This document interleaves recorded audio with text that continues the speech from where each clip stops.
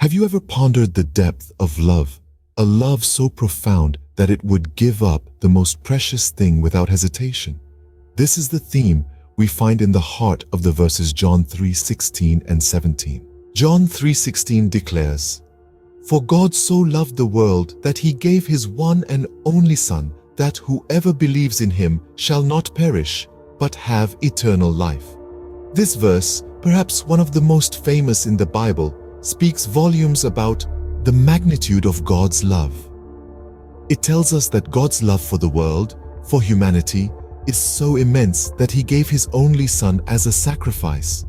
The purpose, so that anyone, regardless of who they are or what they've done, if they believe in him, shall not just live but have eternal life. Following this, John 3:17 continues, "For God did not send his Son into the world to condemn the world, but to save the world through him." This verse clarifies God's intent.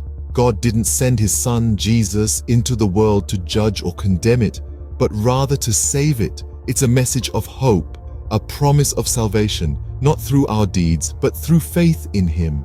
To sum up, these two verses from the book of John present a profound message of love and salvation. They teach us that God's love is so immense that he sacrificed his only Son, not to condemn, but to save the world. They reassure us that salvation is accessible to anyone regardless of their past if they simply believe in him. This is the essence of John 3:16 and 17, a message of divine love, a promise of salvation, and a call to faith. It reminds us that no matter who we are or where we come from, we are all loved by God, and through faith in him, we have the promise of eternal life. This is the heart of the Christian faith, a faith built on the foundation of God's unfathomable love for humanity. So as we go about our daily lives, remember this profound love that doesn't judge but saves, a love that promises eternal life to anyone who believes. It's a love that surpasses all understanding, a love that gave up the most precious for the sake of the world. This is the love of God as beautifully encapsulated in John 3:16 and 17.